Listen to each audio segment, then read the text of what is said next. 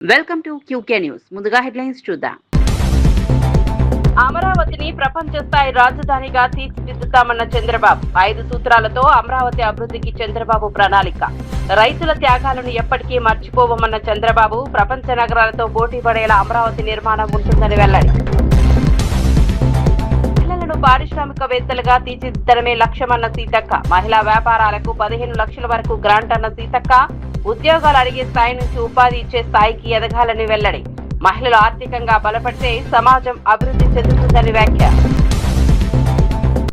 ఢిల్లీలో తిరంగా యాత్రకు శ్రీకారం చుట్టిన రామ్మోహన్ నాయుడు. ప్రతి ఇంటిపై జాతీయ జెండా ఎగరేయాలన్న రామ్మోహన్ నాయుడు. దేశభక్తిని చాటుతూ ఢిల్లీలో హర్ ఘర్ తిరంగా యాత్ర. జాతీయ ఐక్యత కోసం ప్రతి కుటుంబం భాగస్వామ్యం కావాలని పిలుపు. టెజరాక్ట్ కు భూమి కేటాయింపులో ప్రత్యేకత ప్రయోజనం లేదన్న చామల. టెజరాక్ట్ భూమిపై బీఆర్ఎస్ దే రాజకీయమన్న చామల కిరణ్ కుమార్ రెడ్డి. అదే నిబంధనలతో టెజరాక్ట్ కు భూమి కేటాయించామన్న చామల.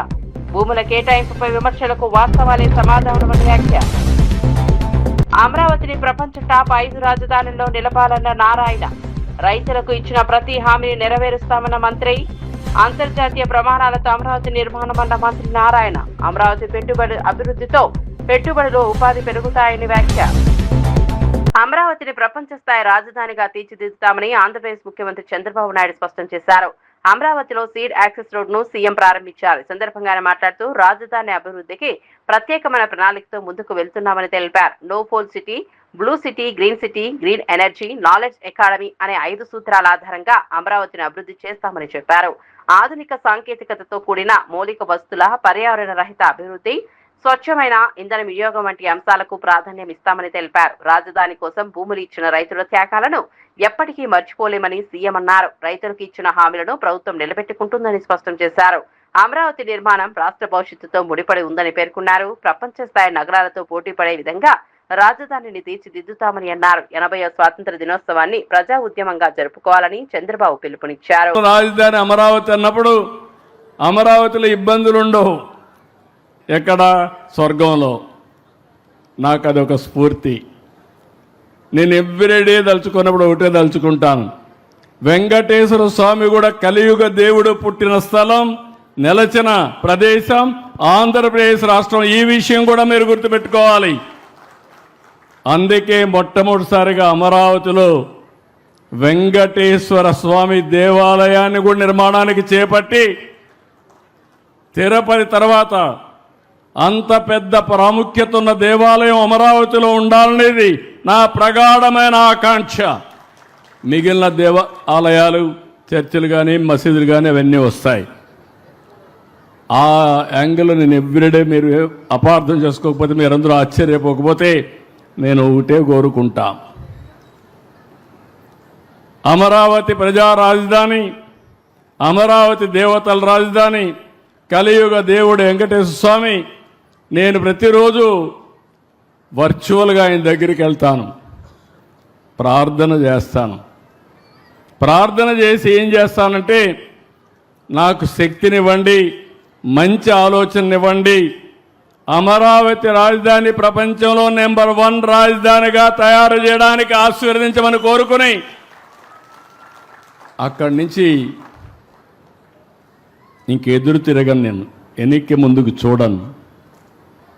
ఒక అమరావతి కాదు, రాష్ట్రం మొత్తం అభివృద్ధి కావాలి. అందుకే నేను కోరుకునే ప్రార్థనలో హెల్తీ, వెల్తీ, హ్యాపీ సొసైటీ. ఇది నా ప్రేయర్లో ఎప్పుడూ ఉంటుంది. అంటే అందరికీ ఆరోగ్యం ఉండాలి, అందరూ కూడా డబ్బులు ఉండాలి. డబ్బులు లేకుండా, పేదరికం, తిండి లేకుండా ఉంటే మనం ఎన్ని సిద్ధాంతాలు చెప్పినా సిద్ధాంతాలుగానే మిగిలిపోతాయి.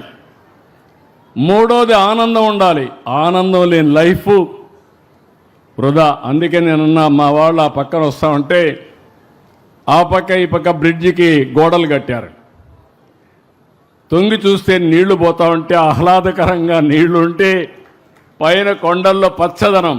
ఈ పచ్చదనం ఎక్కడా ఉండదు, అది కూడా గుర్తుపెట్టుకోవాలి. ప్రత్యేకమైన పచ్చదనం ఉండే ఏకైక ప్రదేశం మన అమరావతిని. అలాంటి పచ్చదనానికి ఎందుకు ఈ మాట వాడుతున్నానంటే, వేరే ప్రాంతాలు ఇంత థిక్ ఇది రాదు. వైఎస్ఆర్సీపీ ప్రభుత్వ హయాంలో గ్రూప్ 1 పరీక్ష మూల్యాంకనంలో తీవ్ర అక్రమాలు జరిగాయని సిట్ నివేదిక ద్వారా బయటపడిందని టీడీపీ నేత ఆరోపించారు. నిబంధనలకు విరుద్ధంగా ప్రైవేట్ రిసార్టుల్లో మూల్యాంకనం నిర్వహిస్తారని విమర్శించారు. ఓఎంఆర్ షీట్లలో వైట్నర్ ఉపయోగించారంటూ ఆరోపణలు ఉన్నాయని తెలిపారు. గ్రూప్ 1 పరీక్షకు సిద్ధమైన నిరుద్యోగ యువత భవిష్యత్తులో ఇలాంటి వ్యవహారాలు ఆటలాడటమేనని అన్నారు. పరీక్షల నిర్వహణలో పారదర్శకత, నిష్పక్షపాత విధానం అత్యంత ముఖ్యమని అన్నారు. సిట్ నివేదికలో పేర్కొన్న అంశాలపై అప్పటి ప్రభుత్వ పెద్దలు సమాధానం చెప్పాలని డిమాండ్ చేశారు. కోర్టులను నిరుద్యోగ యువతను తప్పుదారి పట్టించారని ఆరోపిస్తూ మాజీ ముఖ్యమంత్రి వైఎస్ జగన్మోహన్ రెడ్డి తక్షణమే రాజకీయాల నుంచి తప్పుకోవాలని వ్యాఖ్యానించారు. గ్రూప్ 1 పరీక్షల వ్యవహారంపై పూర్తి వాస్తవాలను ప్రజలకు వెల్లడించాల్సిన అవసరం ఉందన్నారు. పనులు చేశారో, ఎంత ఆశిత పక్షపాతం చేశారో, దీని వెనక ఎంత పెద్ద ముడుపులు చెల్లాయో కూడా తెలుసుకోవాల్సిన అవసరం ఉంది. ప్రజలు కూడా, యువత కూడా ఇలాంటి తప్పుడు చర్యల్ని గమనించుకోవాల్సిన అవసరం కూడా ఉందని నేను తెలియజేసుకుంటూ, ఏపీపీఎస్సీ అధీనంలో ఉండాల్సినటువంటి ఆన్సర్ షీట్స్ ఒక ప్రైవేట్ రిసార్ట్స్కి ఎలా వెళ్ళాయి, 84 రోజులు అక్కడ ఎందుకు ఉన్నాయనేది కూడా ప్రజలందరూ కూడా గమనించుకో. ఈ సీట్ రిపోర్ట్ ద్వారా ఆశ్చర్యపోతున్న విషయాన్ని మేము ఒకసారి గుర్తు చేస్తా ఉన్నాం. మీరు 169 ఓఎంఆర్ మూల్యాంకన షిప్పుల్లో వైట్నర్ లేదా వైట్ కరెక్షన్ ఫ్లూయిడ్ ఉపయోగించినట్టు ఫోరెన్సిక్ పరీక్షలు తెలిసిందంటే మీరు ఎంత దిగజారిపోయారో. ఆ రోజు ఓబులాపురం మైనింగ్లో ఉన్నటువంటి దానిలో ఎక్కడ బోర్డర్స్ దాటి అక్రమ మైనింగ్ చేశారో, ఆ రోజు ఒక విధంగా చేస్తే ఈరోజు యువత యొక్క భవిష్యత్తులో ఇంకో విధంగా చేసిన విషయాన్ని మీరు ఒకసారి గుర్తుకోవాలి. ఎంపికైన 165 అభ్యర్థులు, ఎంపిక కాని 128 అభ్యర్థులు, 400 మంది రిట్ పిటిషన్లు, మొత్తం 736 మంది యొక్క అభ్యర్థుల యొక్క సిఎఫ్ఎస్ఎల్ రిపోర్టు సేకరిస్తే దానిలో 736 మంది అంటే 97.55% మందికి ఓఎంఆర్ షీట్లో దిద్దుబాట్లు చేశారంటే మీరు ఏపీపీఎస్సీలో చేసిన అక్రమాల పరాకాష్ట ఎంత దారుణంగా ఉందో ఒక్కసారి గుర్తు చేసుకోవాలి. అంటే సిట్ రిపోర్ట్ వస్తుందని మీకు ముందే గమనించుకొని డిఎస్సీలో అక్రమాలని చెప్పి ఒక డ్రామా మొదలు పెట్టారా? మీ తప్పులు కప్పిపుచ్చుకోవాలని చూస్తున్నారా? ట్రాన్స్పరెంట్గా జరిగిన డిఎస్సీలో మీరు ఏదో జరిగిందని చేస్తున్నారు. దీనికి మీరు ఏం చేయాలి ఒక్కసారి చేయండి.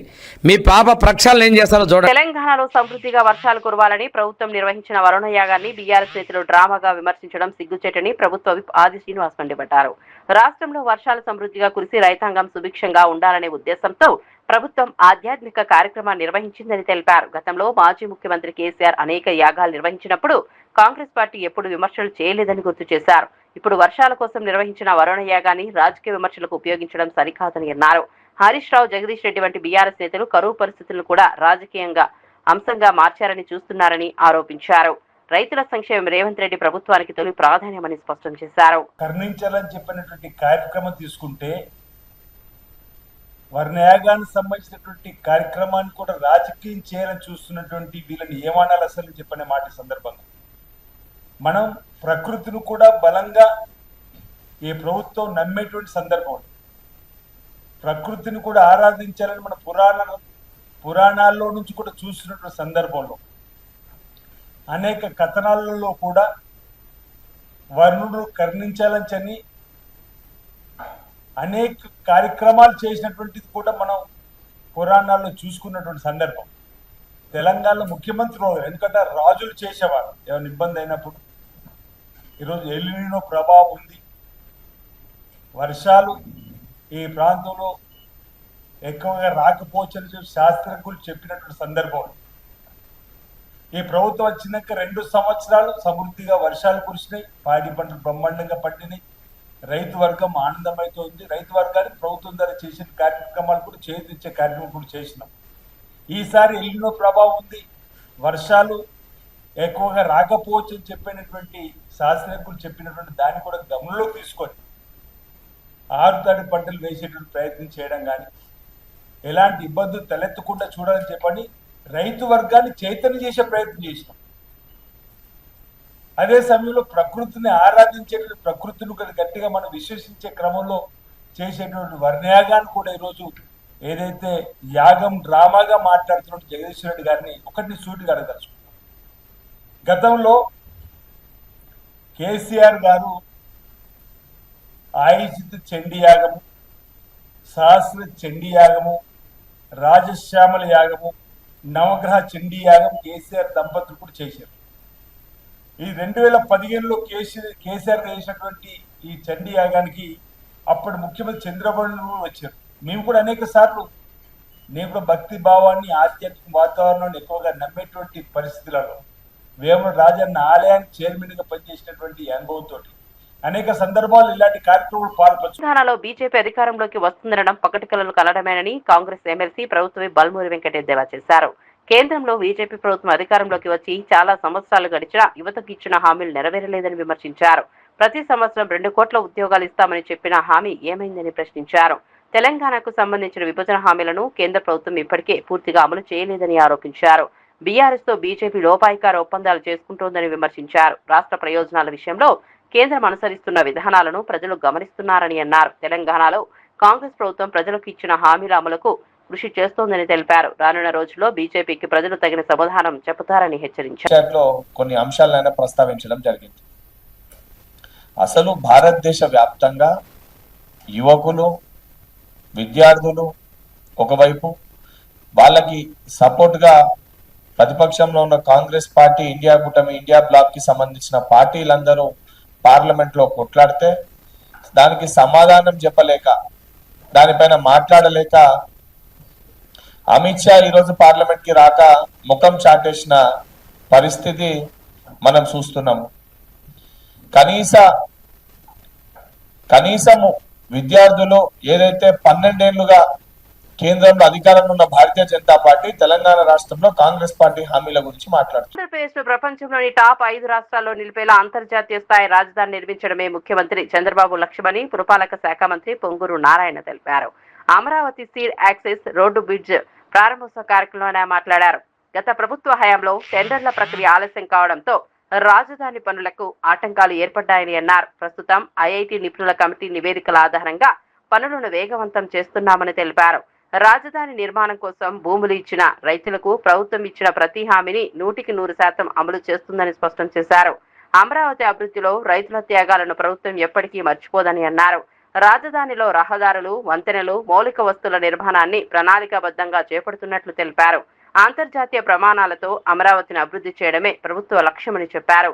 రాజధాని నిర్మాణంతో రాష్ట్ర ఆర్థిక వ్యవస్థను మరింత ఊతం లభిస్తుందని పేర్కొన్నారు. ఆర్థిక రాజధాని అంటే ఈరోజు తెలంగాణ తీసుకుంటే తెలంగాణకు వచ్చే ఆదాయంలో ఎక్కువ భాగం హైదరాబాద్ నుంచి వస్తుంది. కర్ణాటక తీసుకుంటే కర్ణాటకకు వచ్చే ఎక్కువ ఆదాయం బెంగళూరు నుంచి వస్తుంది. అదేవిధంగా మహారాష్ట్ర తీసుకుంటే ముంబై నుంచి ఎక్కువ ఆదాయం వస్తుంది. ఈ విధంగా ఆ రాష్ట్రాలకు వచ్చే ఆదాయం ఆ క్యాపిటల్ సిటీ నుంచే జనరేట్ అవుతుంది. అదేవిధంగా మన రాష్ట్రంలో కట్టే రాజధాని కూడా ఆర్థిక రాజధాని కావాలి. ఇక్కడ నుంచి ఆర్థిక స్థితి పెరగాలి. ఇక్కడ వచ్చే ఆదాయం ఈ రాష్ట్రంలో ఉన్న అన్ని జిల్లాలకు పంచాలి. అటు సంక్షేమము, అభివృద్ధి చేయాలనే విధంగా గవర్నర్ ముఖ్యమంత్రిగా ఆ రోజు దిశానిర్దేశం ఇచ్చి ఒక మంచి రాజధాని కట్టాలని, దానికి మాస్టర్ ప్లాన్ డిజైన్ చేయడానికి సింగపూర్ గవర్నమెంట్ అప్రోచ్ కావటం, వారు అడిగిన వెంటనే వారి మీద ఉన్న నమ్మకంతో వెంటనే వాళ్ళు యాక్సెప్ట్ చేసి దానికి ఒక master plan, capital region master plan అని, అదేవిధంగా సిటీ మాస్టర్ ప్లాన్ అని, అదేవిధంగా సీడ్ క్యాపిటల్ మాస్టర్ ప్లాన్ అని 3 ప్లాన్స్ ఇచ్చారు. ఆ తర్వాత వెంటనే ఇక్కడ ఐకానిక్ భవన్స్ అయితే కట్టాలని, అధికార భవనాలు ఐకానిక్ భవనాలు కట్టాలనే ఉద్దేశంతో Norman fast and partner London వారిని యాక్చువల్గా ఫైనలైజ్ చేయడం జరిగింది. ఇవన్నీ చేయటానికి ముందు ల్యాండ్ కావాలి. ఏది చేయాలన్నా ల్యాండ్ కావాలి. ల్యాండ్ కావాలంటే అది అమరావతిని ఎక్కడ పెట్టాలనే ఫస్ట్ అనేక డిస్కషన్లు చేసి, అనేక మందితో డిస్కస్ చేసి, శాసనసభలో డిస్కస్ చేసి, కృష్ణానది ఒడ్డునైతే అమరావతి కడితే అన్ని జిల్లాలకు సమన్యాయం జరుగుతుంది. ఈ కృష్ణా జిల్లా అనేది, ఈ నది ఒడ్డు అనేది అటు ఉత్తరాంధ్రకి చివరి జిల్లా అయినట్టు శ్రీకాకుళంకి. నరేంద్ర మోదీ పిలుపు మేరకు ఆగస్టు 10 నుంచి 15 వరకు హర్ ఘర్ తిరంగా కార్యక్రమాన్ని నిర్వహిస్తున్నామని బీజేపీ మహిళా మోర్చా రాష్ట్ర అధ్యక్షురాలు డాక్టర్ మేకల శిల్పారెడ్డి తెలిపారు. ఈ కార్యక్రమంలో భాగంగా ఆగస్టు 14న హైదరాబాద్ లో భారీ తిరంగా ర్యాలీ నిర్వహించనున్నట్లు వెల్లడించారు. మధ్యాహ్నం 2 గంటలకు తెలుగు తల్లి ఫ్లైఓవర్ వద్ద ఉన్న డాక్టర్ బిఆర్ అంబేద్కర్ విగ్రహం నుంచి స్వామి వివేకానంద విగ్రహం వరకు ర్యాలీ కొనసాగుతుందని తెలిపారు. ఈ కార్యక్రమానికి కేంద్ర మంత్రులు జి కిషన్ రెడ్డి, బండి సంజయ్, బీజేపీ రాష్ట్ర అధ్యక్షుడు ఎన్ రామచంద్రరావుతో పాటు పలువురు ప్రజాప్రతినిధులు హాజరవుతారని చెప్పారు. ప్రజలు పెద్ద సంఖ్యలో పాల్గొని ర్యాలీని విజయవంతం చేయాలని శిల్పారెడ్డి విజ్ఞప్తి చేశారు. భాగం కావాలని, మన సమైక్యతకు చిహ్నం కావాలని వారిని పిలుపునిచ్చారు. ఈ సంవత్సరం 2026లో హర్ ఘర్ తిరంగా, ఘర్ ఘర్ తిరంగా హర్ మన్ తిరంగా అనే ఒక నినాదంతో ముందుకెళ్తూ ప్రతి ఇంటి పైన జాతీయ జెండా వారి వారి పిల్లలతోని కుటుంబ సభ్యులతోని ప్రతి ఒక్కరు కూడా వారి ఇంటిపైన జెండా ఎగిరేసి దేశభక్తికి పిలుపునిస్తున్నారు. హర్ ఘర్ తిరంగాతో పాటు తిరంగా యాత్రని కూడా మనం ఎందుకు చేసుకుంటున్నామంటే మనకు స్వాతంత్రము ఎంతోమంది బలిదానంతోనే రావడం జరిగింది. సో వారిని గుర్తు చేసుకుంటూ ఈ జెండా స్వేచ్ఛగా ఎగురుతుందంటే వారి యొక్క కృషితోనే సాధ్యమని ప్రతి ఒక్కరు గుర్తు చేసుకోవాలని ఈ తిరంగా యాత్రలు కూడా నిర్వహిస్తున్నాము. హర్ ఘర్ తిరంగాతో పాటు తిరంగా యాత్రలు దేశవ్యాప్తంగా కూడా అందరూ కూడా జరుపుకుంటున్నారు. దీంట్లో అన్ని సామాజిక వర్గాలు కూడా తో పాటు స్వచ్ఛందంగా కూడా అందరూ దీంట్లో పార్టిసిపేట్ చేస్తున్నారు. కులాలు ప్రాంతాలు అన్నీ వేరైనప్పటికీ మనందరినీ కలిపే ఒకే ఒక దారం మన తిరంగా. దేశ ప్రధాని నరేంద్ర మోదీ గారి పిలుపు మేరకు భారతీయ జనతా పార్టీ ఆధ్వర్యంలో ప్రతి మండల్లో ప్రతి జిల్లాలలో తిరంగా యాత్రలు నిర్వహిస్తూ అన్ని సామాజిక సంస్థలను దాంట్లో ఇన్వాల్వ్ చేస్తూ ప్రతి ఒక్కరు కూడా భాగస్వామ్యం అయ్యే విధంగా జిల్లా వ్యాప్తంగా మండల వ్యాప్తంగా కూడా తిరంగా ర్యాలీలు జరుగుతున్నాయి. మన చీఫ్ గెస్ట్లుగా ప్రతి జిల్లా హెడ్ క్వార్టర్స్లో కూడా తిరంగా యాత్రను నిర్వహిస్తున్నారు. చీఫ్ గెస్ట్గా మన ఎమ్మెల్యేలు ఎక్స్ఎమ్మెల్యేలు కూడా అందరూ కూడా పాల్గొంటున్నారు. వారితో పాటు ఏదైతే మన స్వాతంత్రానికి అమరులైన వారందరి కుటుంబ సభ్యులను కలవడం, వారికి మేము ఉన్నాము అన్న భరోసా కూడా మా భారతీయ జనతా పార్టీ కార్యకర్తలు ఇస్తున్నారు. దాంతోపాటు రేపు 14వ తారీఖున ట్యాంక్ బండ్ పైన నిర్వహిస్తున్న తిరంగా ర్యాలీలో కంటే ముందు మన Bharatiya Janata party endowment cell ఆధ్వర్యంలో అమ్మవారి శ్రీ కనకదుర్గ అమ్మవారికి పూజలు జరిపి అందరూ కూడా నాయకులందరూ కూడా దీంట్లో రామచంద్రరావు గారితో పాటు మన కేంద్ర మంత్రులు కూడా పాల్గొని ఆ పూజలు ప్రత్యేక పూజలు నిర్వహించి వారందరూ కూడా ర్యాలీగా ట్యాంక్ బండ్ వద్దకు వస్తున్నారు. రేపు 14వ తారీఖు మధ్యాహ్నం 2 గంటలకి తెలుగు తల్లి ఫ్లైఓవర్ దగ్గర ఉన్న అంబేద్కర్ విగ్రహం నుంచి టీడీపీ ఎమ్మెల్యే బోండా ఉమా తనపై తన భార్యపై చేస్తున్న ఆరోపణలకు ఆధారాలు చూపించాలని వైసీపీ నేత పేర్నినాని సవాల్ విసిరారు. తనపై 50 కోట్లకు సంబంధించిన ఆరోపణలు చేస్తున్నారని ఆయన మండిపడ్డారు. తాను తన భార్య ఎవరి ఇంటికి వెళ్లారో చెబుతున్న వ్యక్తులు అందుకు సంబంధించిన సీసీటీవీ ఫుటేజీ, ఫోటోలు, వీడియోలను బయటపెట్టాలని డిమాండ్ చేశారు. ఆరోపణలకు ఆధారాలు ఉంటే వాటిని ప్రజలు ముందుంచాలని కోరారు. తాను తన భార్య 50 కోట్లు ఇచ్చినట్లు రుజువైతే తమపై కేసులు పెట్టి జైలుకు పంపాలని పేర్నినాని వ్యాఖ్యానించారు. అదేవిధంగా చంద్రబాబు తన వద్ద 50 కోట్లు తీసుకున్నట్లు ఆధారాలు ఉంటే ఆయనపైన చర్యలు తీసుకోవాలని సవాల్ విసిరారు. రాజకీయ విమర్శలు, వ్యక్తిగత ఆరోపణల స్థాయికి దిగజారడం సరికాదని అన్నారు. సభ్యత సంస్కారహీనం. ఆయన మాటలకి, ఆయన పిచ్చి ప్రేలాపలకి నేను ఆయన వారిని ఒకటే అడుగుతున్నా. పేర్ని నాని అనేవాడు గోడౌన్లు కట్టి అద్దెకిచ్చి అద్దె ద్వారా జీవిద్దామని మాత్రమే గోడౌన్లు కట్టుకున్నాను. 2 గోడౌన్లు. ఇప్పటికి 1,00,000 సార్లు చెప్పాను. ఈ అధమ శ్రేష్ఠుడికి కూడా చెప్తున్నాను. శ్రేష్ఠుడికి కూడా చెప్తున్నాను. ఏమనంటే అద్దె కోసం కట్టుకున్నాను. నా దగ్గర పనిచేసేటువంటి మనుషులు దాంట్లో స్టాక్ తగ్గింది అని చెప్పని వచ్చి చెప్తున్నారు. మీరు ఇన్స్పెక్షన్ చేసి సాంకేతికంగా నాకు బాధ్యత లేనప్పటికీ నైతికంగా 15 ఏళ్ళు ఎమ్మెల్యే చేసినోడిని, మంత్రి చేసినోడిని, నైతికంగా ఆ తప్పుని, నా కింద పనిచేసిన మనుషుల యొక్క తప్పుని నేను భరించి పెనాల్టీతో సహా చెల్లిస్తాను అని చెప్పాను. నేను చెప్పాను డిపార్ట్మెంట్. చెప్పిన 10 రోజులకి మా మీద కేసు కట్టారు, నా భార్య మీద, నా మీద. కనీసం ఇంట్లో ఆడవాళ్ళని కూడా మర్యాదగా పలకలేనటువంటి సంస్కారహీనమైనటువంటి అధమ శ్రేష్ఠుడు. సాటి వారి ఇంట్లో ఆడవాళ్ళని కూడా, ఆడపడుచులను కూడా సంస్కారవంతంగా ఉచ్చరించలేనటువంటి అధమ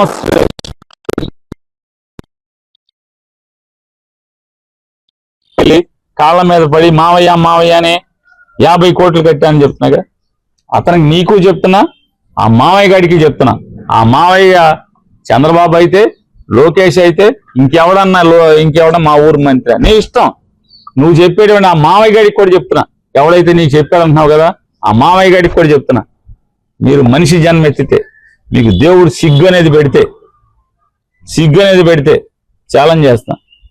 నేను నా శ్రీమతి కలిసి మీ ఇళ్ళకి వచ్చి ఎవడా మామయ్య గారి ఇంటికి వచ్చి ఒక్క ఫోటో మేము మహిళలను ఆర్థికంగా బలోపేతం చేసి స్వయం సహాయక సంఘాల సభ్యులను విజయవంతమైన పారిశ్రామికవేత్తలుగా తీర్చిదిద్దడమే ప్రభుత్వ లక్ష్యమని మంత్రి ధనసరి అనూసూయ సీతక్క తెలిపారు. ములుగు జిల్లా కలెక్టరేట్ లో నిర్వహించిన జిల్లా స్థాయి ఇంక్యుబేటర్ కార్యక్రమంలో ముఖ్య అతిథిగా పాల్గొన్నారు. మహిళలు ఉద్యోగాలు అడిగే స్థాయి నుంచి ఇతరులకు ఉపాధి కల్పించే స్థాయికి ఎదగాలని పిలుపునిచ్చారు. గ్రామీణ ప్రాంతాల్లో మహిళలు నిర్వహిస్తున్న వ్యాపారాలను గుర్తించి వాటిని మరింత అభివృద్ధికి చంద్రకళ గారికి మరియు బిట్స్ పిల్లాడి నుంచి వచ్చిన నవీన్ కృష్ణన్ గారికి, మరి మన జిల్లా డిఆర్డిఓ గారికి, జిల్లా సమైక్య అధ్యక్షురాలు గారికి, అడిషనల్ డిఆర్డిఓ గారికి, వేదిక మీద ఉన్న జిల్లా సమైక్య, ఇక్కడికి వచ్చిన ఏపీఎంస్, ఇతర సెల్ఫ్ అధికారులు, మండల సమైక్య అధ్యక్షురాలు, మరియు సిఏలు అందరికీ, మన సెల్ఫ్ స్టాఫ్ అందరికీ పేరు పేరున నమస్కారాలు, ధన్యవాదాలు తెలియజేస్తా ఉన్నాం. మీకు అందరు తెలుసు, ముఖ్యమంత్రి రేవంత్ రెడ్డి గారి యొక్క కళ మహిళలను కోటీశ్వరరాలు చేయాలి అనేది ఒక సంకల్పం పెట్టుకున్నాడు. అయితే ఈ రోజుల్లో ఎట్లయిందంటే రాజకీయం సంకల్పం కలగనడం కూడా తప్పైపోయింది. అరే నా లక్ష్యం ఇది, నేను ఇది చేద్దాం అనుకుంటున్నా, నేను ఎమ్మెల్యే కావాలనుకున్నా ఆయన, నేను మంత్రి కావాలనుకున్నా ఆయన, మీరు మండల సమైక్య అధ్యక్షురాలు కావాలనుకున్నారు ఆయన. మేడ్చల్ జిల్లా మేడిపల్లి ఏసీపీ కార్యాలయాన్ని Malkajgiri police commissioner B Sumathi ఆకస్మికంగా తనిఖీ చేశారు. కార్యాలయానికి చేరుకున్న సిపి సుమతికి మేడిపల్లి పోలీస్ సిబ్బంది గౌరవ వందనం స్వీకరించారు. అనంతరం పోలీస్ స్టేషన్ ఆవరణలో సిపి సుమతి మొక్కలు నాటారు. ఆ తర్వాత ఉప్పల్ డీసీపీ సురేష్ కుమార్, ఏసీపీ మోహన్ కుమార్ ఇన్స్పెక్టర్లతో ప్రత్యేక సమావేశం నిర్వహించారు. పోలీస్ స్టేషన్లలో నమోదైన కేసులు, పెండింగ్ లో ఉన్న దర్యాప్తులు, సిబ్బంది వివరాలు, స్టేషన్లో నెలకొన్న సమస్యలపై అధికారులు సిపికి వివరాలు అందించారు. కేసుల దర్యాప్తును వేగవంతం చేసి పెండింగ్ కేసులను త్వరగా పరిష్కరించాలని సిపి సుమతి సూచించారు. నేరాల నియంత్రణతో పాటు శాంతి భద్రతల పరిరక్షణపై ప్రత్యేక దృష్టి పెట్టాలని, సాధించాలని పోలీస్ సిబ్బందికి ఆదేశాలు జారీ చేశారు.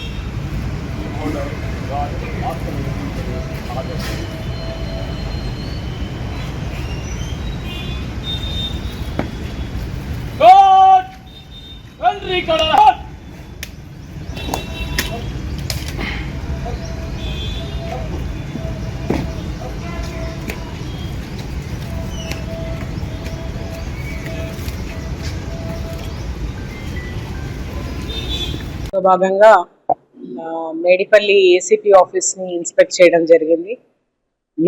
Medipalli ACP office strategic importance వల్ల మేడిపల్లి పోలీస్ స్టేషన్లోనే ఉండడం అనివార్యమని ఇక్కడ మొదలు పెట్టడం జరిగింది. దీన్ని కొంచెం రీమోడలింగ్ చేసి ఏసీపీకి ఎక్స్క్లూజివ్గా త్వరలో తయారు చేయడం జరుగుతుంది. మనకు మల్కాజ్గిరి పోలీస్ కమిషనరేట్లోనే ACP Medipalli is one of the very crucial postings. వీళ్ళ పనితీరు, వీళ్ళ మానిటరింగ్, తర్వాత వీళ్ళ కేసెస్ ఇన్వెస్టిగేషను, తర్వాత మ్యాన్ పవర్ ఆడిట్, ఇదే కాకుండా ప్రతి పోలీస్ స్టేషన్లో ఏమి సమస్యలు ఉన్నాయి ఇవన్నీ కూడా తెలుసుకోవడం జరిగింది. త్వరలోనే ఇది మనకు మల్కాజ్గిరి కమిషనరేట్కి కూడా హెడ్ క్వార్టర్ పోలీస్ స్టేషన్ కాబోతుంది. అతి త్వరలో మన కమిషనరేట్ బిల్డింగ్ కూడా ఆల్మోస్ట్ రెడీ అవుతుంది. ఇంటర్నల్గా ఫర్నిచర్ అవి అరేంజ్మెంట్స్ ఉన్నాయి. మోస్ట్లీ దసరా లోపల మనం షిఫ్ట్ కావచ్చు ఆర్ దసరాకు షిఫ్ట్ కావచ్చు. సో అందరం ఇక్కడికి వచ్చిన తర్వాత ఈ ఇంపార్టెన్స్ తర్వాత మీరందరూ కూడా మాకు సహకరించాలని కోరుకుంటున్నాను. పెద్దపల్లి జిల్లా కేంద్రంలో నిర్వహించిన భారీ తిరంగా ర్యాలీలో తెలంగాణ బీజేపీ రాష్ట్ర అధ్యక్షుడు ఎన్ రామచంద్రరావు పాల్గొన్నారు. హరిఘర్ తిరంగా కార్యక్రమంలో భాగంగా నిర్వహించిన ఈ ర్యాలీకి బీజేపీ నాయకులు, కార్యకర్తలు, యువత పెద్ద సంఖ్యలో హాజరయ్యారు. జాతీయ జెండాలను చేతపూడి దేశభక్తి నినాదాలతో ర్యాలీ నిర్వహించారు. ఈ సందర్భంగా రామచంద్రరావు మాట్లాడుతూ దేశ అభివృద్ధి, భద్రతను ప్రధాన లక్ష్యంగా కేంద్రంలోని నరేంద్ర మోదీ ప్రభుత్వం పనిచేస్తోందని తెలిపారు. ప్రధాని మోదీ నాయకత్వంలో భారత్ ప్రపంచంలోనే తిరుగులేని ఆర్థిక శక్తిగా ఎదుగుతోందని అన్నారు. దేశం వేగంగా అభివృద్ధి చెందుతున్న సమయంలో యువత కీలక పాత్ర పోషించాలని పిలుపునిచ్చారు. వికసిత్ భారత్ లక్ష్య సాధనలో యువత భాగస్వామ్యం అవసరమని చెప్పారు.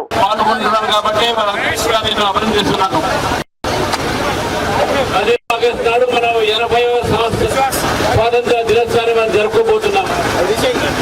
అయితే ఈ యొక్క స్వాతంత్ర దినోత్సవం మనందరికీ కూడా రానున్న రోజుల్లో భారతదేశం ప్రపంచంలో కూడా ఒక వికసిత భారత్గా, ఒక అభివృద్ధి చెందిన భారత్గా, ఒక సస్యశ్యామల దేశంగా మనం ఉండాలని చెప్పేసి ఆ సంకల్పం మీద తీసుకోవాల్సిన అవసరం ఉన్నది. ఈరోజు భారతదేశం ప్రపంచంలోనే అతిపెద్ద ఆర్థిక సంస్థగా మారినటువంటి నేపథ్యం ఉంది. ఈరోజు విద్యార్థులు, యువకులు మన దేశంలో రాకెట్లు తయారు చేసే స్పేస్ పంపిస్తున్నారు, అది కూడా మన రాష్ట్రంలో కూడా. కాబట్టి ఈ యువకులు, విద్యార్థులు ఈ దేశం భవిష్యత్తు వారు. కాబట్టి వారి యొక్క పాత్ర రేపు రాబోయే రోజుల్లో ఈ దేశం అభివృద్ధిలో చాలా ఉంటుంది. మన ఆలోచన విధానం కానీ, మన దేశ సమగ్రత కోసం మనం ఆలోచించేటటువంటి మన వెనుకున్న మార్గం కానీ, ఇవన్నీ కూడా మనం ఆలోచించాల్సిన అవసరం ఉన్నది. ప్రపంచంలో అనేక దేశాలు యుద్ధాల్లో ఉన్నప్పుడు కూడా మన దేశంలో మన ఒక ఆర్థిక వ్యవస్థ కానీ, మన ఒక దేశం ఒక అన్ని రకాలైనటువంటి అభివృద్ధి కానీ ఎక్కడ కూడా ఆగలేదు. ప్రధానమంత్రి నరేంద్ర మోదీ గారు తీసుకున్నటువంటి ఒక ఏవైతే నిర్ణయాలు ఉన్నాయో ఆ నిర్ణయాల వల్ల ఈ దేశంలో అనేక మంది యువకులకు ఈరోజు ఉద్యోగ అవకాశాలు కలుగుతూ ఉన్నాయి. ముద్రా లోన్ ద్వారా కానీ, startup India, standup India, make in India ద్వారా లక్షలాది కోట్లాది మంది యువకులకు ఉద్యోగాలే కాకుండా వాళ్ళు అనేక మందికి ఉద్యోగాలు ఇచ్చేటువంటి పరిస్థితిలో యువత ఉన్నది. అంతేకాకుండా భారతదేశంలో గతంలో కేవలం 6 ఐఐటీలు ఉంటే ఈరోజు టెసరాక్ట్ సంస్థకు భూమి కేటాయింపు అంశంపై బీఆర్ఎస్ రాజకీయాలు చేస్తోందని భువనగిరి ఎంపీ చామల కిరణ్ కుమార్ రెడ్డి ఆరోపించారు. ఢిల్లీలో ఎంపీలతో మాట్లాడిన ఆయన ఈ అంశంపై వివరణ ఇచ్చారు. ఎలక్ట్రానిక్ మ్యానుఫ్యాక్చరింగ్ క్లస్టర్లో గత బీఆర్ఎస్ ప్రభుత్వం మొత్తం 54 కంపెనీలకు భూములు కేటాయించిందని తెలిపారు. టెసరాక్ట్ సంస్థ కూడా 2024లో 5 ఎకరాల భూమి కోసం దరఖాస్తు చేసుకుందని చెప్పారు. ఇతర కంపెనీలకు కేటాయించిన అదే నిబంధనల ప్రకారం ఎకరాకు 1.50 కోట్ల చొప్పున టెసరాక్ట్ కూడా భూమి కేటాయించినట్లు స్పష్టం చేశారు. కాబట్టి ఈ కేటాయింపులో ప్రత్యేక ప్రయోజనం కల్పించారన్న ఆరోపణలకు ఆధారం లేదని పేర్కొన్నారు. ఎలక్ట్రానిక్ తయారీ రంగాన్ని ప్రోత్సహించేందుకు ప్రభుత్వం క్లస్టర్లను అభివృద్ధి చేస్తోందని తెలిపారు. పెట్టుబడులు, పరిశ్రమలు రావడం ద్వారా రాష్ట్రంలో ఉపాధి అవకాశాలు పెరుగుతాయని అన్నారు. 24 కంపెనీలకు భూ కేటాయింపులు జరిగినాయి బీఆర్ఎస్ హయాంలో. తర్వాత 2023లో కాంగ్రెస్ పార్టీ అధికారంలోకి వచ్చింది. సేమ్ ఇదే ప్రాసెస్ లో, ఎందుకంటే CCESDM ఏదైతే కన్సల్టేటివ్ కమిటీ ద్వారానే 8 అలాట్మెంట్లు జరిగినాయి కాంగ్రెస్ పార్టీ హయాంలో. అంటే ఈ గత 2.5 సంవత్సరాల్లో 1,50,00,000 రూపాయలకు అలాట్మెంట్ జరిగినాయి. ఈ కంపెనీలకు 100 acres నియర్లీ 100 ఎకరాల కేటాయింపు జరిగింది. 8 కంపెనీలకు సంబంధించి రేట్ వచ్చి 1,50,00,000 రూపాయలు. ఇప్పుడు బీఆర్ఎస్ హయాంలో 30 లక్షల నుంచి 89 లక్షల కేటాయిస్తే 67% ఎక్కువ శాతంలో కాంగ్రెస్ హయాంలో ఈ అలాట్మెంట్లు చేయడం జరిగింది.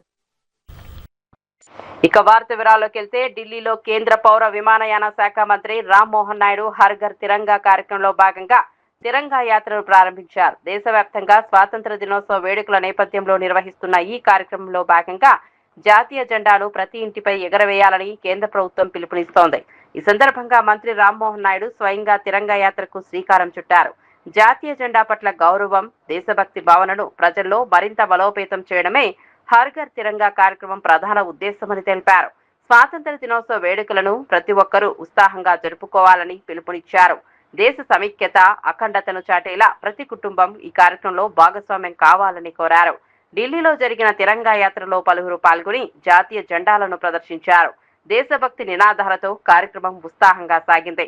స్వాతంత్ర సమర యోధుల త్యాగాలను స్మరించుకుంటూ జాతీయ పతాకానికి గౌరవం ఇవ్వాల్సిన బాధ్యత ప్రతి పౌరుడిపైన ఉందని मंत्री పేర్కొన్నారు. और हमें आज़ादी मिली, आज 80 साल तक हम पूरा कर रहे हैं, तो उस आज़ादी को एक तरह से सम्मान और गौरव देते हुए हमारे देश को डेवलपमेंट की ओर ले जाना आज के हमारे युवा शक्ति का एक सबसे अहम रिस्पॉन्सिबिलिटी है। देश को विश्व में ही जो विश्व गुरु जो स्थान सबसे पहले था उसको फिर से हम हासिल करने के लिए हम सबको एक साथ काम करना पड़ेगा।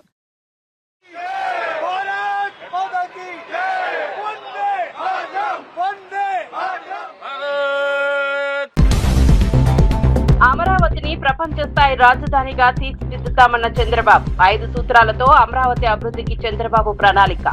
రైతుల త్యాగాలను ఎప్పటికీ మర్చిపోవమన్న చంద్రబాబు ప్రపంచ నగరాలతో పోటీ పడేలా అమరావతి నిర్మాణం ఉంటుందని వెల్లడి. మహిళలను పారిశ్రామికవేత్తలుగా తీర్చిదిద్దడమే లక్ష్యమన్న సీతక్క. మహిళా వ్యాపారాలకు 15 లక్షల వరకు గ్రాంట్ అన్న సీతక్క. ఉద్యోగాలు అడిగే స్థాయి నుంచి ఉపాధి ఇచ్చే స్థాయికి ఎదగాలని వెల్లడి. మహిళలు ఆర్థికంగా బలపడితే సమాజం అభివృద్ధి చెందుతుందని వ్యాఖ్య. ఢిల్లీలో తిరంగా యాత్రకు శ్రీకారం చుట్టిన రామ్మోహన్ నాయుడు. ప్రతి ఇంటిపై జాతీయ జెండా ఎగరేయాలన్న రామ్మోహన్ నాయుడు దేశభక్తిని చాటుతూ ఢిల్లీలో హర్ ఘర్ తిరంగా యాత్ర. జాతీయ ఐక్యత కోసం ప్రతి కుటుంబం భాగస్వామ్యం కావాలని పిలుపు. టెజరాక్ట్ కు భూమి కేటాయింపులో ప్రత్యేకత ప్రయోజనం లేదన్న చామల. టెజరాక్ట్ భూమిపై బీఆర్ఎస్ దే రాజకీయమన్న చామల కిరణ్ కుమార్ రెడ్డి. అదే నిబంధనలతో టెజరాక్ట్ కు భూమి కేటాయించామన్న చామల. భూముల కేటాయింపుపై విమర్శలకు వాస్తవాలే సమాధానమని వ్యాఖ్య. అమరావతిని ప్రపంచ టాప్ 5 రాజధానుల్లో నిలపాలన్న నారాయణ. రైతులకు ఇచ్చిన ప్రతి హామీని నెరవేరుస్తామన్న మంత్రి. అంతర్జాతీయ ప్రమాణాలతో అమరావతి నిర్మాణమన్న మంత్రి నారాయణ. అమరావతి పెట్టుబడి అభివృద్ధితో పెట్టుబడులు ఉపాధి పెరుగుతాయని వ్యాఖ్య.